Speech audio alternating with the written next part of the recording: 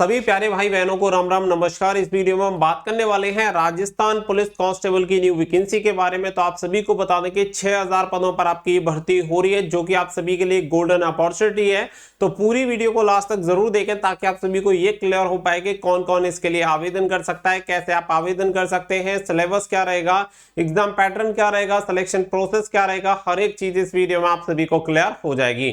तो वीडियो पसंद आए तो वीडियो को लाइक शेयर करके चैनल को सब्सक्राइब कर लें और बेल आइकन पे प्रेस कर लें ताकि फ्यूचर में आने वाली हर एक जॉब अपडेट का नोटिफिकेशन आपको सबसे पहले मिलता रहे।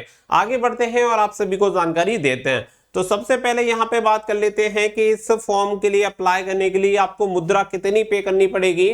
तो मुद्रा की अगर बात करें, पैसों की बात करें, तो देखिए अगर परीक्षा शुल्क यहाँ पे दिया हुआ है कि जो भी सामान्य वर्ग के अभ्यर्थी होंगे या राजस्थान के क्रीमी लेयर श्रेणी के कैंडिडेट होंगे या इसके अलावा अन्य राज्यों के भी जो भी कैंडिडेट होंगे उन्हें 500 रुपए यहाँ पे फीस पे करनी होगी।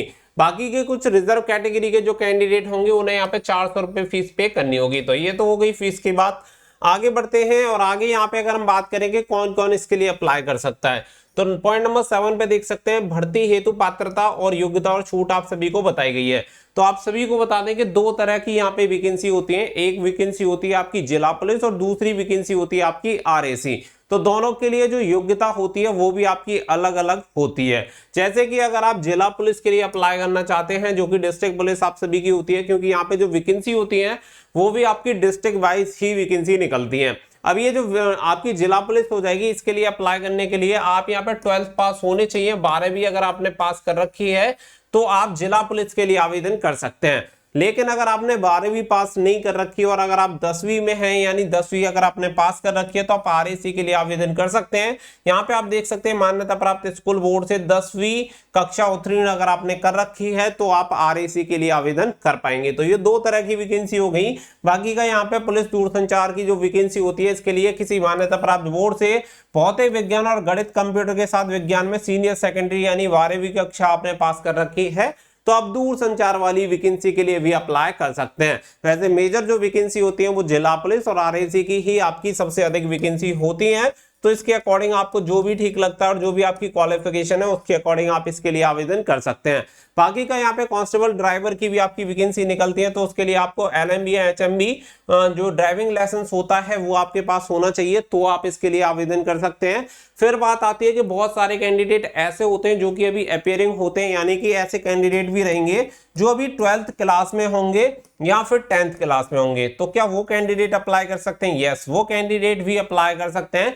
बट जब आपका डॉक्यूमेंट वेरिफिकेशन होगा तो डॉक्यूमेंट वेरिफिकेशन के टाइम पे आपको सभी डॉक्यूमेंट्स दिखाने पड़ेंगे, यानी कि अभी आपकी मार्कशीट नहीं आई है तो कोई दिक्कत वाली बात नहीं है, आप इसके लिए आवेदन कर सकते हैं। क्लियर यहाँ पे बोला गया जो अभ्यर्थी न्यूनतम शैक्षणिक योग्यता की निर्धारित परीक्षा में अध्ययनरत है वे भी इस भर्ती हेतु आवेदन कर सकते हैं। लेकिन सारे मापतौल के समय उन्हें न्यूनतम शैक्षणिक योग्यता उत्तीर्ण होने का मूल प्रमाण पत्र अंक तालिका प्रस्तुत करना होगा। यदि कोई अभ्यर्थी न्यूनतम शैक्षणिक योग्यता उत्तीर्ण होने का मूल प्रमाण पत्र अंक तालिका प्रस्तुत नहीं करता है तो उसे सारे मापतौल में सम्मिलित नहीं किया जाएगा। तो ये चीज आपको क्लियर हो गई। अब इसके अलावा अगर यहाँ पे मैं बात करूं तो यहाँ पे देखिए एज की बात आती है कि यहाँ पे एज कितनी होनी चाहिए। तो जिला पुलिस और आपकी आरएसी की जो पोस्ट होती है जिसमें जीडी की आपकी पोस्ट होती है यानी जनरल ड्यूटी, जो सामान्य सिपाही के पद होते हैं, इसके लिए मैं आपको उम्र सीमा बता देता हूं। जैसे कि अगर आप मेल कैंडिडेट हैं और अगर आप जनरल कैटेगरी से बिलोंग करते हैं तो आपकी उम्र सीमा होनी चाहिए 18 से 24 साल। अगर आप फीमेल कैंडिडेट हैं और सामान्य श्रेणी से बिलोंग करते हैं तो आपकी उम्र सीमा होनी चाहिए 18 से 29 साल। बाकी का अगर आप ओबीसी हैं, एससी एसटी हैं और मेल कैंडिडेट हैं तो आपको 5 साल की छूट मिलेगी, यानी कि 18 से 29 साल तक आप इस भर्ती के लिए आवेदन कर सकते हैं। इसके अलावा अगर आप फीमेल कैंडिडेट हैं तो 5 साल की आपको छूट मिलेगी। ओबीसी एससी एसटी कैंडिडेट हैं तो आप 18 से 34 साल तक इसके लिए आवेदन कर सकते हैं। अगर आप अन्य किसी राज्य से बिलोंग करते हैं तो आप सामान्य श्रेणी की जिस कैटेगरी में आते हैं मेल या फीमेल, उसके अकॉर्डिंग आप सामान्य श्रेणी में रहते हुए अन्य राज्यों के कैंडिडेट भी इसके लिए अप्लाई कर सकते हैं। इसके अलावा यहाँ पे एक और आपकी योग्यता पात्रता होती है, वो भी मैं आप सभी को क्लियर कर देता हूं कि अभी आप सभी को बता दें कि हाल ही में राजस्थान में पहली बार सीईटी का एग्जामिनेशन कंडक्ट हुआ था। तो जो बच्चे भी सीईटी में पार्टिसिपेट किए होंगे केवल वही कैंडिडेट अप्लाई कर सकते हैं और इसके लिए भी न्यूनतम योग्यता रखी गई है 40%, यानी कि जिस बच्चे के सीईटी में 40% से अधिक नंबर होंगे केवल वही कैंडिडेट इसके लिए अप्लाई कर सकते हैं। और इस बार कुछ आपकी जो सिलेक्शन प्रोसेस होता है इसमें भी चेंजेस देखने के लिए मिलेंगे, वो भी मैं आपको क्लियर कर दूंगा कि कितने कैंडिडेट को फिजिकल के लिए बुलाया जाएगा। प्रथम जो आपका चरण रहेगा, फर्स्ट फेज जो रहेगा, उसके लिए कितने कैंडिडेट क्वालिफाई होंगे, तो वो सारी चीजें आप सभी को इस वीडियो में क्लियर होने वाली हैं। साथ ही में बात करेंगे आपके शारीरिक मापदंड के लिए, तो यहाँ पे आप सभी को बता देंगे न्यूनतम ऊंचाई यानी कि हाइट। अगर आप पुरुष कैंडिडेट हैं तो आपकी न्यूनतम ऊंचाई होनी चाहिए 168 सेंटीमीटर। अगर आप फीमेल कैंडिडेट हैं तो 152 सेंटीमीटर आपकी लंबाई होनी चाहिए। मेल कैंडिडेट के लिए सीना की अगर बात करें तो 81 सेंटीमीटर से लेकर 86 सेंटीमीटर सीना होना चाहिए, यानी कि न्यूनतम 5 सेंटीमीटर का फुलाव आपसे मांगा जाता है। बाकी का महिलाओं के लिए यहाँ पे जो वजन होता है वो 47.5 किलो यहाँ पे होना चाहिए। तो ये तो हो गई आपकी यहाँ पे सारे मापदंड की बात। आगे बढ़ते हैं तो देखो फिर बात आ जाती है आपकी सिलेक्शन प्रोसेस की। तो सिलेक्शन प्रोसेस में पहले की भर्तियों की अगर हम बात करें तो उसमें सबसे पहले आपका रिटन एग्जामिनेशन और फिर आपका फिजिकल हुआ करता था। लेकिन इस बार आपको कुछ बदलाव देखने के लिए मिलेंगे, क्योंकि ये भर्ती सीईटी को लागू करने के बाद की जा रही है, इसलिए इस बार आपका पहले फिजिकल कंडक्ट होगा और जो व्यक्ति फिजिकल में क्वालिफाई होंगे केवल उन्हीं कैंडिडेट को रिटन एग्जामिनेशन के लिए बुलाया जाएगा। अब बात आती है कि यहाँ पे फिजिकल के लिए कितने कैंडिडेट को बुलाया जाएगा। तो देखिए सीईटी में जिनके 40% होंगे वो सभी आवेदन कर सकते हैं, और जो भी कैंडिडेट आवेदन करेंगे उसमें से जितनी वैकेंसी है उसके 15 गुना कैंडिडेट को फिजिकल के लिए बुलाया जाएगा। यानी कि जितनी आपकी वैकेंसी है उसके 15 गुना कैंडिडेट आप लगा लीजिए, तो उसी हिसाब से केवल इन्हीं कैंडिडेट को शॉर्टलिस्टेड किया जाएगा, वैकेंसी के 15 गुना कैंडिडेट को। बाकी के कैंडिडेट इस भर्ती में सम्मिलित नहीं हो पाएंगे। नंबर 2 पे जो बात आती है वो आती है रिटन एग्जामिनेशन की। फिर होगा आपका रिटन एग्जामिनेशन, और रिटन एग्जामिनेशन के बाद फिर आपका डीबी और मेडिकल की जो प्रक्रिया होती है वो आपकी कंप्लीट होगी। आगे बढ़ते हैं। आगे अगर हम बात करें, सबसे पहले बात आती है आपके फिजिकल की, क्योंकि सबसे पहले आपका फिजिकल होना है। तो सीधी सी बात है कि यहाँ पे फिजिकल में होता क्या है वो समझ लेते हैं। तो मैं नापतोल आप सभी को बता ही चुका हूं कि लंबाई और चेस्ट आपकी कितनी होनी चाहिए। बाकी का जब आपकी फिजिकल की बात आती है तो इसमें 5 किलोमीटर की दौड़ आपको पूरी करनी होती है। तो अगर आप यहाँ पे 5 किलोमीटर की दौड़ की अगर बात करें तो यहाँ पे आपकी 25 मिनट में आपको पुरुष कैंडिडेट को 5 किलोमीटर की दौड़ पूरी करनी होती है, और महिला अभ्यर्थी हैं तो 35 मिनट में आपको 5 किलोमीटर की दूरी तय करनी होती है। बाकी के कुछ ट्राइबल सब प्लान क्षेत्र के अनुसूचित जाति और अनुसूचित जनजाति के जो कैंडिडेट हैं उनके लिए 30 मिनट का समय दिया जाता है, और इसके लिए 30 अंक भी आपको दिए जाते हैं। अब आगे अगर हम बात करें तो आगे फिर बात आती है आपकी लिखित परीक्षा। इसके बाद जो सेकंड फेज होगा फिर आपका रिटन एग्जामिनेशन होगा। रिटन एग्जामिनेशन जो होगा वो 150 अंकों का आपका रिटन एग्जामिनेशन होगा। पूरा जो पेपर रहेगा वो ऑब्जेक्टिव टाइप रहेगा, जिसमें 150 प्रश्न आपको पूछे जाएंगे। 2 घंटे की आपकी अवधि रहेगी। हर एक प्रश्न के लिए 1 अंक आपको दिया जाएगा। साथ ही में अगर आप गलत उत्तर देते हैं तो 0.25% आपके नंबर डिडक्ट कर लिए जाएंगे, यानी कि 1/4 की आपकी नेगेटिव मार्किंग भी रहेगी। पेपर आपका ऑफलाइन कंडक्ट होगा, जिसमें आपके सिलेबस रहेंगे नंबर 1, 2, 3 एंड 4। यहाँ पे आप देख सकते हैं कि 3 सेक्शन आपके 4 सेक्शन टोटल सेक्शन में डिवाइड है।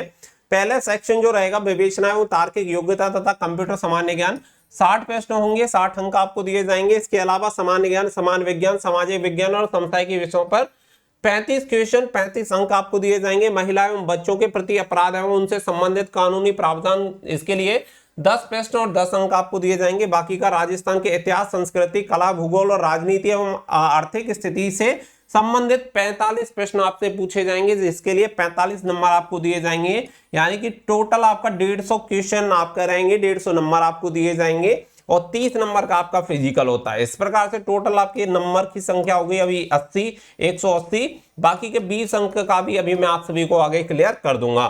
साथ ही में जो कैंडिडेट राजस्थान पुलिस कांस्टेबल की तैयारी को बेहतर तरीके से करना चाहते हैं उनके लिए बेस्ट बुक आती है चक्स पब्लिकेशन की, जो जिसमें आपको 15 प्रैक्टिस सेट मिल जाते हैं, 5 सॉल्व पेपर आप सभी को मिल जाते हैं। साथ ही में आप इस बुक को ऑफलाइन ऑनलाइन दोनों तरीके से परचेज कर सकते हैं।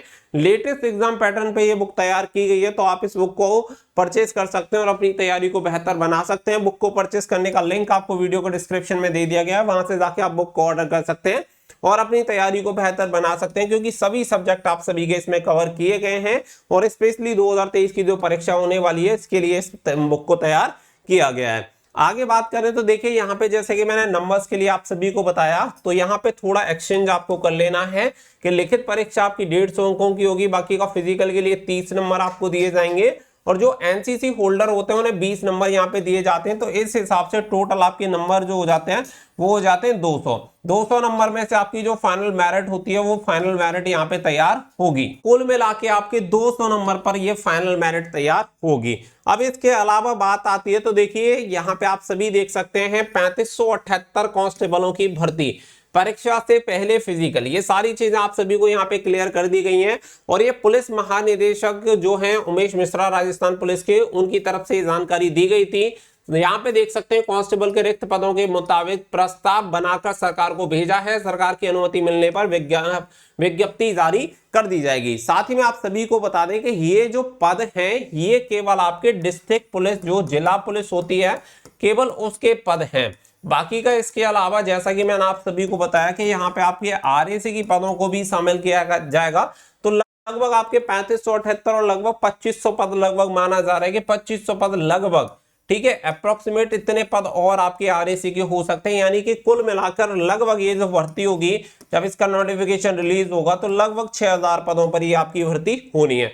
तो ऐसे कैंडिडेट जो राजस्थान पुलिस कांस्टेबल की तैयारी कर रहे हैं उनके लिए एक बहुत अच्छा अवसर है और इस अवसर का आपको फायदा उठाना है, क्योंकि नंबर ऑफ वैकेंसी अगर 6000 रहती हैं तो काफी ठीक वैकेंसी रहेंगी। तो आप सभी अपनी तैयारी में जुट जाइए, क्योंकि देखो बहुत सारे कैंडिडेट को धैर्य नहीं होता और सिपाही बनने के लिए सबसे पहला नियम है जिंदगी में धैर्य, क्योंकि जब आप सिपाही बन भी जाओगे तब भी आपको हर जगह धैर्य का परिचय देना पड़ेगा और धैर्य आपको हर जगह दिखाना पड़ेगा। तो ये आपके लिए सबसे जरूरी है, तो थोड़ा सा पेशेंस बना के रखें।